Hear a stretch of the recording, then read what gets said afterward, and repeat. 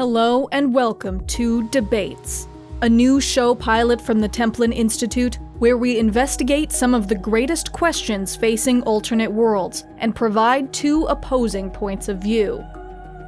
In the battlefields of the far future, defense analysts, private military corporations, and modern armies must ask themselves whether the usefulness and performance of mech warriors outweighs their tremendous costs and upkeep. With that in mind, today we tackle the statement, "Be it resolved that BattleMechs are pointless in combat." Mark will be defending this topic while I will be opposing it. In a few moments, a link to a poll should appear in the corner of this video where you can pick your side of the argument. Once the debate is over, an identical second poll will appear, and we'd once again like your opinion. Whichever side shows the most improvement over the initial poll will be declared the winner. Should debate become our next series, the winner of each topic will be announced in each subsequent episode. So without further delay, Mark will begin by defending the statement, "Be it resolved that BattleMechs are pointless in combat." The major opposition I have to BattleMechs is that they seem to have been designed to solve a problem that doesn't exist.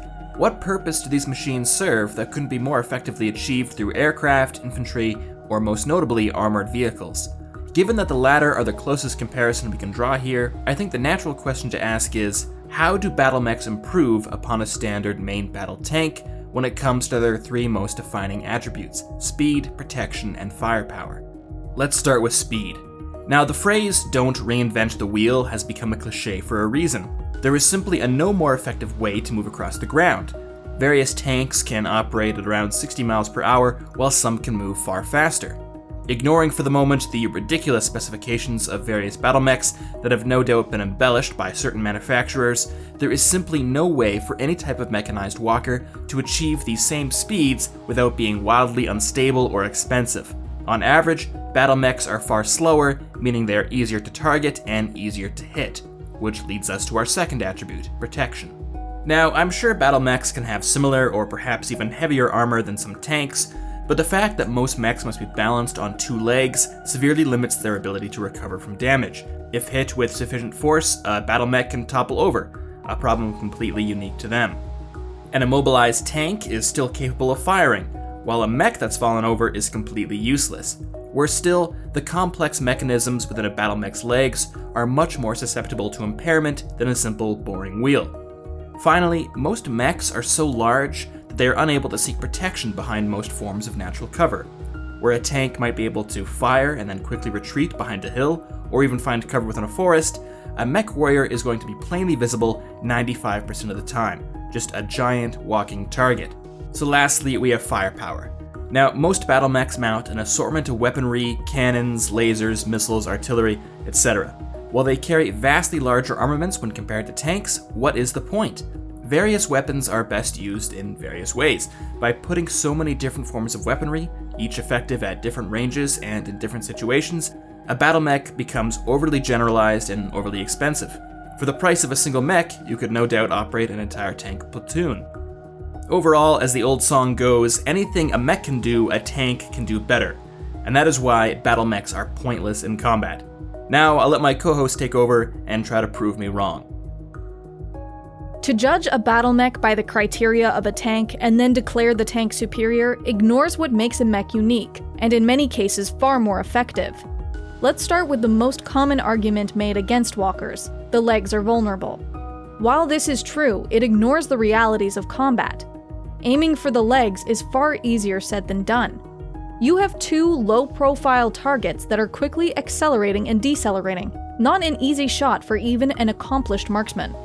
Compared to a walker's legs, the head or body will be the much easier and therefore natural target, and this is where the armor is equal or superior to any tank. But it's not just about armor.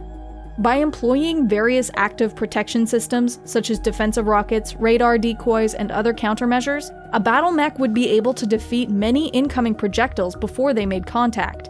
In these situations, a mech's great height is an asset, having greater radar penetration across a wide area and therefore more likely to detect incoming threats.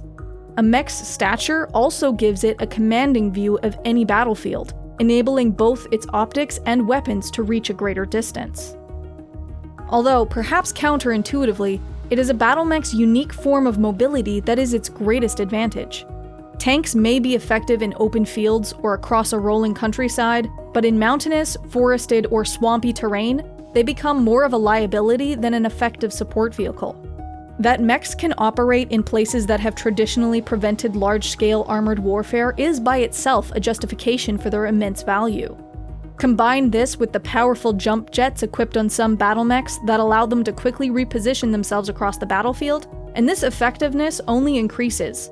Mechs could also be used in support roles, ferrying equipment and supplies to places that, due to terrain and enemy aircraft, could not otherwise be easily reinforced.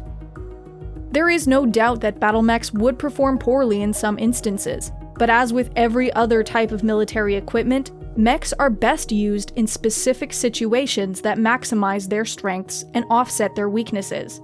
To say that BattleMechs are useless in combat because they can't be used like tanks is just like saying that aircraft carriers are useless because they can't operate on land. So, there you have it. 2 viewpoints and 2 arguments. But as previously mentioned, it's your opinion that will determine the victor. Did either side change your mind? Let us know in this second poll in the corner of your screen. Whichever side shows the greatest change will be the winner.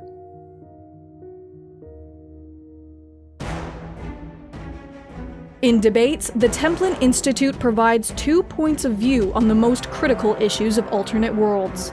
Debates is the last of 4 pilots we've released day by day this week, and the polls are now open. If you'd like to see the Templin Institute argue the merits of the Death Star, determine the most powerful houses in Westeros, or if Jurassic Park was doomed to fail, a pledge of just $1 a month to our Patreon gets you a vote.